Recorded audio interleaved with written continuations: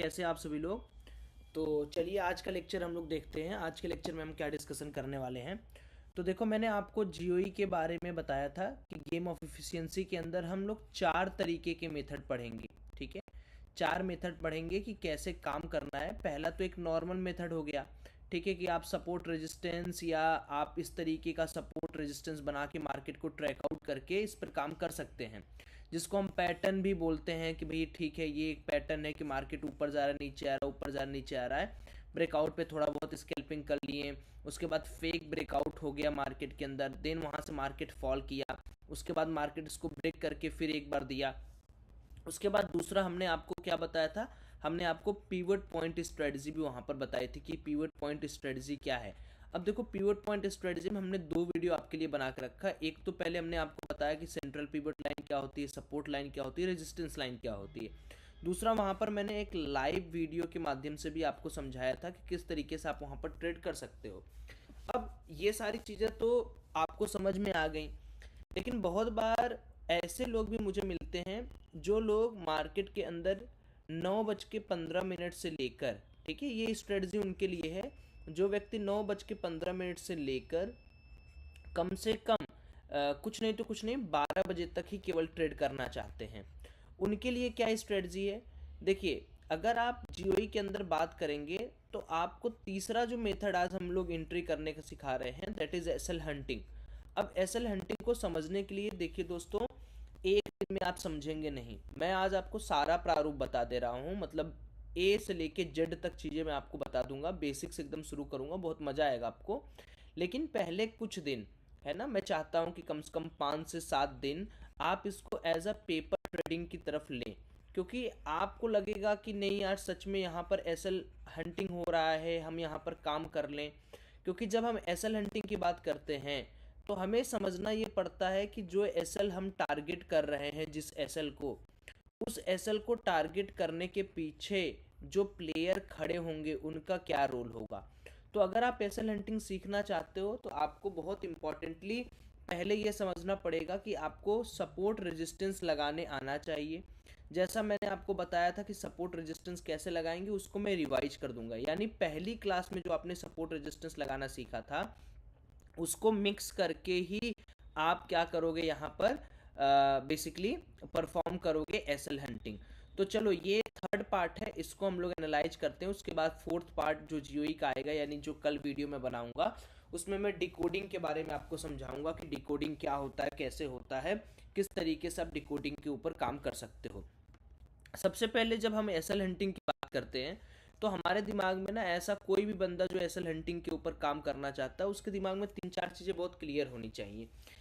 पहला नंबर क्या क्लियर होना चाहिए कि उसको हर दिन की चार्ट पता होनी चाहिए। ऐसा नहीं कि आपने चार्ट देखा नहीं और आप डायरेक्ट एसएल हंटिंग के लिए कूद गए।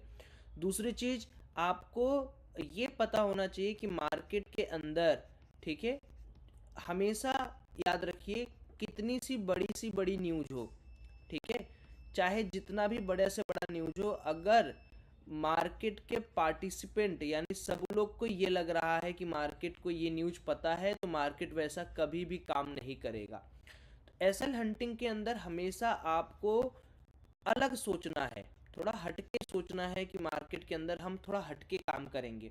और हटके सोचने के लिए ही मैंने आपको क्या बोला कि पहले आप जब पेपर ट्रेडिंग कर लेंगे, आपको थोड़ा सा कॉन्फिडेंस यहाँ पर डेवलप हो जाएगा। उस कॉन्फिडेंस के बेसिस पर ही आप एसएल हंटिंग प्लेस आउट कर सकते हैं। अब तीसरी चीज़ क्या ज़रूरी है कि हमें सपोर्ट स्लैश रेजिस्टेंस पता होना चाहिए। वो सपोर्ट रेजिस्टेंस जो मैं आज आपको यहाँ पर बताने वाला हूँ, वो होता है स्विंग। स्विंग मतलब कि ऐसा कौन सा प्लेस है जहाँ पर बहुत सारे बायर एक्टिवेट है, या ऐसा कौन सा प्लेस है जहाँ पर बहुत सारे सेलर एक्टिवेट है। तो जब हम बायर और सेलर्स की मानसिकता को समझने लगेंगे तो हमें अच्छे से सपोर्ट स्लैश रेजिस्टेंस समझ में आएगा। अब चूंकि ये थोड़ा एडवांस लेक्चर होगा, तो जो लोगों ने पुराने लेक्चर्स नहीं देखे हैं, पहले वो लेक्चर्स आप देखें, एक एक करके लेक्चर्स को देखिए, तभी आपको एक एक चीज़ें समझ में आएंगी। तो हम लोग सबसे पहले चार्ट के अंदर क्या देखेंगे, चार्ट रीडिंग के अंदर क्या होना चाहिए। देखिए, आपको सबसे पहले 5 मिनट का चार्ट ओपन कर लेना है। तो मैंने यहाँ पर देखो 5 मिनट का चार्ट ओपन किया और ये आपको जो दिख रहा है ये सेशन ब्रेक है, यानी ये 16 तारीख का मार्केट है, ये 19 तारीख को मार्केट होगा। ठीक है, उसके बाद ये पुराने दिन का मार्केट है। अब हमें क्या यहाँ पर एक एक चीज़ को एनालाइज करना है, वो चीज़ समझिए। जैसे मैं आज के मार्केट को यहाँ पर लगा देता हूँ एंड देन मैं आगे बढ़ूँगा। तो सबसे पहले क्या हमें देखना है मार्केट के अंदर, मार्केट के अंदर हमें मान लीजिए 15 तारीख की एनालिसिस करनी है और 16 तारीख का डेटा हमारे पास है। तो सबसे पहले हमें 15 तारीख को मार्केट के अंदर क्या देख रहा है कि मार्केट यहाँ पर एक गैप अप ओपनिंग देता है।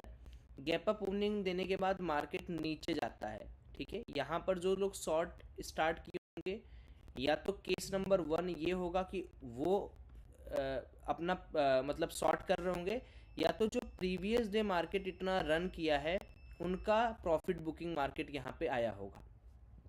अब समझने वाली क्या बात है कि हमें मतलब क्या है कि मार्केट गया एंड देन मार्केट एक झटके में मार्केट ऊपर निकला। ठीक, अब आप यहाँ पर देखोगे तो एक ये एरिया आपको दिख रहा है 5 मिनट के चार्ट पर, जहाँ पर बहुत बड़ा एक्यूमुलेशन हुआ है। एक्यूमुलेशन के बाद ब्रेकआउट, तो यहाँ पर क्या हो जाएगा, यहाँ पर कौन आ जाएंगे, यहाँ पर आ जाएंगे बायर। ठीक है, अब बायर कितने तरीके के होते हैं पहले वो समझ लो। बायर में क्या आपको समझना है, एक होता है नूब बायर। ठीक है, नूब मतलब जो एकदम डरा हुआ आदमी है, जिसके पास 5,000 10,000 20,000 1 लाख रुपया है, वो डर रहा है। दूसरे हो गए थोड़े से प्रो बायर। प्रो बायर का मतलब जो 40 से 50 रुपए के स्टॉप लॉस रखने की क्षमता रखते हैं, उनको लगता है कि नहीं यार मैं 40-50 रुपए के स्टॉप लॉस रखूंगा। तीसरे आ जाते हैं इंस्टीट्यूशनल बायर। इंस्टीट्यूशनल में एफ आई आईज टाइप के हो गए, H N Is high net worth individual हो गए, या जो एक्स्ट्रा प्रो हैं, जो ब्रोकरेज वाले होते हैं, जो ब्रोकरेज हाउस में काम करते हैं। ठीक है, या रिटेलर्स में ही जो एच एन आईज हैं, एच एन आईज मतलब जो 1 करोड़ 1.5 करोड़ 2 करोड़ का माल ले रहे हैं, या मान लीजिए वो 50 लाख 30 लाख का माल ले रहे हैं, तो उनको हम लोग हाई नेटवर्थ इंडिविजुअल्स बोलेंगे। अब यहाँ पर बहुत समझदारी वाली बात समझनी है कि अब जैसे ये फेज एक्यूमुलेशन का फेज है। ठीक है, तो यहाँ पर मार्केट जब ऊपर जा रहा है तो यहाँ पर तो पहले तो सेलर्स का कोई काम नहीं, क्योंकि सेलर्स तो जैसे ही ब्रेकआउट दिया मार्केट निकल गए होंगे। कुछ सेलर बचे होंगे, उनकी बात नहीं। यहाँ पर कैसे बायर होंगे, एक होगा बायर जो नूब होगा, एक होगा बायर जो एच एन आईज होगा, एक होगा बायर जो इंस्टीट्यूशनल होगा, एक होगा बायर जो प्रो होगा। अब देखो जैसे ही मार्केट ऊपर निकला, देन मार्केट के अंदर जो शार्प फॉल आया, इसमें हम ये मान रहे हैं कि ये जो न्यू प्लेयर हैं वो बाहर हो चुके हैं मार्केट के, क्योंकि जो बड़े प्लेयर हैं वो इतनी जल्दी तो निकलेंगे नहीं, वो अपने स्विंग के भी 10-20% नीचे निकलते हैं, क्योंकि उनके पास लॉट्स ऑफ मनी है, वो एवरेज करें। तो हम ये कह सकते हैं कि यहाँ पर एक अच्छे बायर प्रेजेंट है। देन फिर मार्केट एक्यूमुलेट किया, यहाँ पर बायर 1 का स्विंग, बायर 2 का स्विंग, एंड देन जहाँ मार्केट क्लोज करता है, जैसे अब मार्केट यहाँ क्लोज कर रहा है, तो 3 बजे से लेके 3:30 बजे तक लॉट्स ऑफ BTST यानी कैरी फॉरवर्ड पोजीशंस बनते हैं। कुछ सेलर्स होते हैं, कुछ बायर्स होते हैं। ऐसा नहीं है कि यहाँ पर सिर्फ बायर। अच्छा, हम यहाँ पर सेलर्स की बात क्यों नहीं करें, क्योंकि देखो मार्केट कॉन्टिन्यूसली क्या कर रहा है, एकोमोडेट करके ऊपर भाग रहा है, एकोमोडेट करके ऊपर भाग रहा है। तो ऐसे सिचुएशन में यू कांट से ना कि यहाँ पर सेलर्स बचे होंगे। सेलर्स तो बहुत कम होंगे, वो सेलर्स कुछ ऐसे होंगे जो इंस्टीट्यूशनल सेलर नहीं होंगे, जो होप वाले सेलर्स होंगे वही बैठे होंगे। तो उनको ट्रैक करके भी हम कुछ नहीं कर सकते, हमारा काम ही नहीं है उनको ट्रैक करना। ठीक है, यहाँ तक आपको चीज़ समझ में आ गई।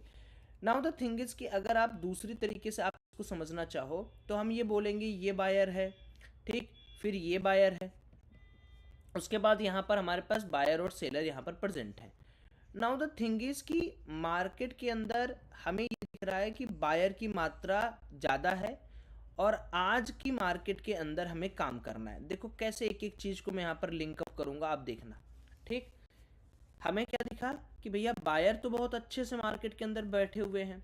हमें देखना ये है कि जो बायर सबसे नीचे बैठा है उसके ऊपर बैठा है, और जो BTST वाले बायर सेलर हैं उसमें एक मार्केट की इफिशियंसी क्या है। जैसे मैं अगर आपसे पूछूं, ठीक है, कि आप क्लास में 5वां पोजीशन लाते हो, एकदम बहुत ध्यान से समझना तभी आपको समझ में आएगा। मैंने क्या कहा, थोड़ा एडवांस कॉन्सेप्ट है, थोड़ा ट्रिकी कॉन्सेप्ट है, लेकिन एक बार समझ गए तो बहुत अच्छा काम होगा। आप 5वें पोजीशन पे आ रहे हो, आपके लिए क्या मुश्किल है, आपके लिए मुश्किल है कि डायरेक्ट पहले पोजीशन पे आप चले जाओ, लेकिन आपके लिए चौथे और तीसरे पोजीशन पे जाना मुश्किल नहीं है। उसी तरीके से अगर आप दूसरे पोजीशन पे हो तो आपके लिए पहले पोजीशन पे जाना आसान है, तीसरे वाले के लिए थोड़ा डिफिकल्ट है, चौथे वाले के लिए थोड़ा डिफिकल्ट और पांचवें वाले के लिए तो बहुत ज़्यादा डिफिकल्ट है। ये अगर आपको कहानी समझ में आ गई, इसी को हम लोग कहते हैं गेम ऑफ एफिशिएंसी, जो आप लोग इस बैच के अंदर पढ़ रहे हो। अब आप समझो कि इस बायर को निकालना मार्केट के लिए इतना मुश्किल है, क्योंकि देखो चाहे मार्केट ऊपर जाता है मेरे मित्र, चाहे मार्केट नीचे जाता है, पैसा बहुत लगता है मार्केट को चलाने में। और आप बात कर रहे हो बैंक निफ्टी की, ठीक है, करोड़ों रुपए यहाँ पर लगते हैं तब जाके पॉइंट मूव करता है एक दो। तो कभी भी ये मत देखिएगा कि नहीं सौरभ भाई 10 रुपए हम लगा देंगे तो मार्केट को हम हिला देंगे, आपके कहने आपके करने से मार्केट नहीं हिलेगा। तो इस बायर को हम वन बायर बोल दूं, अगर मान लीजिए एग्जांपल के तौर पे इसको मैं बायर नंबर 2 बोल दूं, इसको मैं बायर सेलर नंबर EX बोल दूं। यहाँ पर तो ऐसे प्लेयर हैं जो जुआ भी खेलने आए हैं, कुछ ऐसे प्लेयर हैं जो अपनी लक आजमाने आए हैं, कुछ ऐसे प्लेयर हैं जो थोड़ा बहुत सोच के आए हैं, कुछ ऐसे पोजीशन है जो थोड़ी पोजीशन ऐड किए हैं, थोड़ा कल ऐड करेंगे। अब यहाँ पर गेम ये होता है कि मार्केट जहाँ पर क्लोजिंग किया है, ठीक है, अगले दिन मार्केट गैप अप खुल रहा है, गैप डाउन खुल रहा है, ये दो चीज पहले हमें देखना है, ठीक है, कि मार्केट गैप अप खुल रहा है और गैप डाउन खुल रहा है, कैसे खुल रहा है। अब गैप अप मार्केट खुलने के बाद नीचे आएगा या ऊपर जाएगा, इसका जवाब आपको दो तरीके से मिलेगा। देखो फिर समझने की कोशिश करो।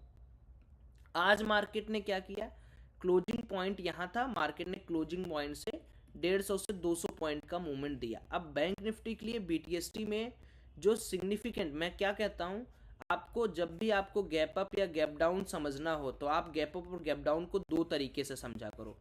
एक होता है नॉर्मल, एक होता है सिग्निफिकेंट। सिग्निफिकेंट पहले यहाँ पर लिख लो, आप कॉपी पे लिख लो। Normal gap up gap down का मतलब क्या हो गया, नॉर्मल मतलब कोई बहुत घबराने वाली बात नहीं है, बहुत बड़ा कुछ तबाही नहीं बच गया, less than 200 point, less than 200 to 250 point, इसको हम लोग कहते हैं एकदम normal gap up gap down. मतलब बैंक निफ्टी के लिए 200-250 पॉइंट कुछ भी नहीं होता है गैप अप गैप डाउन में, 500 के नीचे आप बात मत करो। और significant gap up gap down का मतलब major gap up gap down more than 300 point. अब देखो जो यहाँ पर बायर होगा, जो अपनी किस्मत आजमा रहा होगा, जो यहाँ पर बायर होगा जो अपनी किस्मत आजमा रहा होगा, उसको क्या लगेगा कि मार्केट मेरा गैप अप खुले तो मैं बुक कर लूंगा, गैप डाउन खुले तो मैं बुक कर लूंगा। और जो बैठा हुआ प्लेयर होगा उसको क्या दिख रहा होगा कि यार सब बायर है, एक काम करता हूँ मैं मार्केट को थोड़ा नीचे ले जाता हूँ, पैनिक होकर वो लोग पोजीशन काटेंगे, मार्केट थोड़ा और नीचे जाएगा।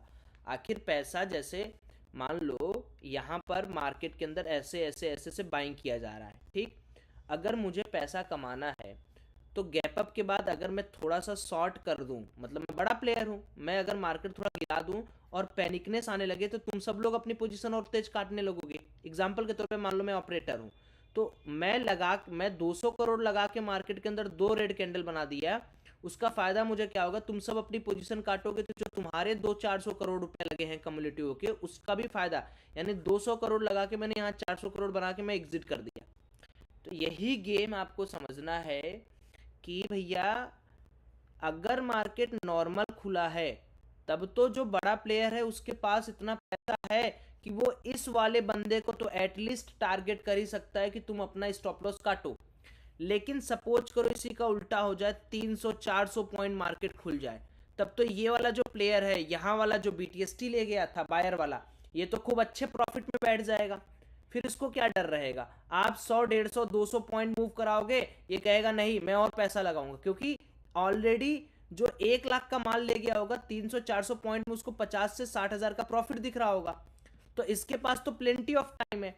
तो जो बड़ा प्लेयर है क्या उसके पास उतनी औकात है कि 400 पॉइंट मार्केट गिराए, अरे भाई मार्केट यहां तक गिरेगा तब तो तुम पैनिकनेस होगे, यहां तक गिरेगा भी तो जो बंदा 1 लाख लगाया उसके पास तब भी 20 हजार 10 हजार का प्रॉफिट दिखेगा, वो प्यार से कट कर देगा, वो पैसा लगाएगा ही नहीं, पैनिकनेस आएगा ही नहीं, तो वो पोजीशन काटेगा नहीं। आप 200-300-400 करोड़ जो लगा के थोड़ा बहुत मार्केट को नीचे लाए हो, आपको डर के खुद अपना लॉस में बुक करना पड़ेगा और वहां से मार्केट फिर ऊपर चला जाएगा। तो गेम एक दिन में आपको नहीं समझ में आएगा, इसीलिए मैंने कहा कि पहले आज आप इस चीज को समझो कि मार्केट का स्ट्रक्चर क्या बोलता है, क्या करता है, किस तरीके से काम करता है, उसको समझो। अब देखो इसको एक एक तरीके से हमने ये समझा। अब हम इसको 3 तरीके से मैं आपको एसएल हंटिंग का तरीका सिखाऊंगा। ठीक है, एक तो आपने मोटा मोटा तौर पे सीख लिया, अब एसएल हंटिंग के 3 तरीके समझो। एक तो हो गया कि आपने normal gap up slash gap down के बारे में समझ के काम कर लिया। दूसरा जो तरीका है, वो तरीका जो हमें सीखना है या आपको जो मैं सिखाना चाहता हूँ, वो तरीका है फिब का। ठीक है, फिब का जो परसेंटेज वाला है। कई लोग कह रहे हैं कि सौरभ भाई मुझे जियोई का जो सेटिंग है, फिब की जो सेटिंग है वो नहीं पता, तो मैं फिर से आपको इस वीडियो के अंदर सेटिंग बता दे रहा हूँ। आप अपना फिबोनाची रिट्रेसमेंट यहाँ पर खोल लीजिए सारे लोग। ठीक है, और जैसे ही आप फिबोनाची रिट्रेसमेंट खोलेंगे, यहाँ पर देखिए फिबोनाची रिट्रेसमेंट के ऊपर यहाँ पर सेटिंग का पेज आ जाता है। ठीक है, ये सेटिंग, ये वाला जो बार है इसको हम सेटिंग बार बोलते हैं। सेटिंग पे आप क्लिक कर दीजिए, ये रहा सेटिंग। अब आप सब लोग, जितने लोग भी जियोई में फिब का सेटिंग नहीं जानते हैं, वो लोग ध्यान से एक एक सेटिंग को लगा लें। आपका जो डिफ़ॉल्ट है डिफ़ॉल्ट को एग्जिट करें। पहला 0, दूसरा -0.7, 0.79, 0.5, 0.27, 0.705, 1, 0.62, 0.886, 0.162 माइनस में, एंड देन अगेन -1। अब ये बदला क्यों गया है? देखिए, जो नॉर्मल आप लोग फिबोनाची लगाते हैं वो दुनिया लगा रही है। इसमें हमने क्या किया है कि कुछ एक्सटेंडेड चीज़ें डाली हैं, जैसे कि मार्केट के अंदर जो, जैसे ये मान लो 0.5 का लेवल है। ठीक, मान लो नॉर्मल फिबोनाची है, तो मैक्सिमम बार मार्केट 0.5 लेवल को ब्रेकआउट दे देता है। ठीक, आप लोग फंस जाते हो। तो इसीलिए हमने इसको थोड़ा सा अलग तरीके से बनाया है कि 0.5 के ऊपर मार्केट गया, सस्टेन होगा, तो ही आपको वो लेवल यहाँ पर क्लियरिटीज दिखेगा। तो हमने कुछ नहीं किया है, नॉर्मल फिबोनाची से थोड़े थोड़े पॉइंट को यहाँ पर एग्रेसिवली ऐड किया है, और इसको हम लोग कहते हैं एडवांस्ड फिब लेवल। ठीक है, तो पहले तो आप सब लोग अपने फिब, जितने भी लोग ट्रेडिंग भी यूज करते हैं, जितने लोग काइट यूज करते हैं, कितने लोग धन यूज करते हैं, सारे के सारे लोग इस पर्टिकुलर सेटिंग को सेव कर लीजिए। बार बार आप लोग मांगिएगा मत कि सौरभ भाई हमें फिब की सेटिंग नहीं मिली, हम तो फिब की सेटिंग के बारे में जानते नहीं हैं। तो भैया जियोई बैच की सबसे खास बात यही है कि आपको ये सेटिंग दी जा रही है। ये सेटिंग आपको पूरे मार्केट में कहीं नहीं मिलेगी, क्योंकि इस सेटिंग को मैंने सिर्फ और सिर्फ बैच में दिया, ना तो मैं कभी यूट्यूब पर भी इस सेटिंग को शेयर किया हूँ। ठीक है, सेटिंग का फायदा आपको समझ में आ गया। अब पहला चीज हमने डिस्कस किया, उसको मैं रिवाइज कर देता हूँ, देन सेकंड पार्ट में हम लोग देखेंगे कि फिबोनाची के साथ कैसे काम करते हैं। आपको क्या करना है, आपको बायर और सेलर का स्विंग खोजना है कि बायर और सेलर का स्विंग कहाँ पर है, और जहां मार्केट क्लोज करता है वहां पर बायर और सेलर दोनों होते हैं। ये हो गया फर्स्ट पार्ट, रिवाइज कर रहा हूँ मैं। सेकंड पार्ट, आपको देखना है कि market gap up slash gap up और गैप डाउन कैसे कर रहा है। अगर आप गैप अप और गैप डाउन समझ पा रहे हैं, खोज पा रहे हैं, तो आपको दो चीज़ें पता होनी चाहिए, एक सिग्निफिकेंट गैप अप, एक इनसिग्निफिकेंट गैप अप। तीसरी चीज़ आपको ये देखनी है कि मार्केट के अंदर जो स्टॉप लॉस नीचे पड़े हुए, जैसे यहाँ बायर है, यहाँ बायर, यहाँ बायर है, तो आप इसको टारगेट नहीं कर सकते हो कि नहीं मैं यहाँ से शॉर्ट करके यहाँ तक का टारगेट लूंगा। नहीं, ज़्यादा से ज़्यादा आपका टारगेट यहाँ तक होगा, क्योंकि ऑलरेडी तुम 200 पॉइंट का गैप अप खुले हो। ऐसा तो है नहीं कि तुम गैप डाउन खुले हो। अगर गैप डाउन खुले होते तो तब तुम्हारा टारगेट ये बन जाता। अंडरस्टूड? कुछ कुछ बातें मेरी आपको समझ में आ रही होंगी। ठीक, तो ये पार्ट के अंदर हमने आपको एक तो फिब की सेटिंग बता दी, दूसरा एक नॉर्मल मेथड बता दिया गैप अप गैप डाउन से, या significant gap up, insignificant gap up या गैप डाउन से कैसे आप एसएल हंटिंग को पहचाने। सेकंड क्लास में हम लोग स्विंग के बारे में बात करेंगे, सपोर्ट रेजिस्टेंस के बारे में बात करेंगे, और फिब के बेसिस पर हम किस तरीके से काम कर सकते हैं उसके बारे में बात करेंगे। ठीक, लेक्चर्स आराम आराम से अपलोड होंगी। कोर्स का कंटेंट ज़्यादा नहीं बचा है, 10-12 लेक्चर और बचा है, आ जाएगा वो भी। बट आपको जितना बताया जा रहा है सिर्फ उतने पे काम करिए, 50 स्ट्रेटजी लगाकर आप सफल नहीं होंगे। मिलते हैं अगले पार्ट में।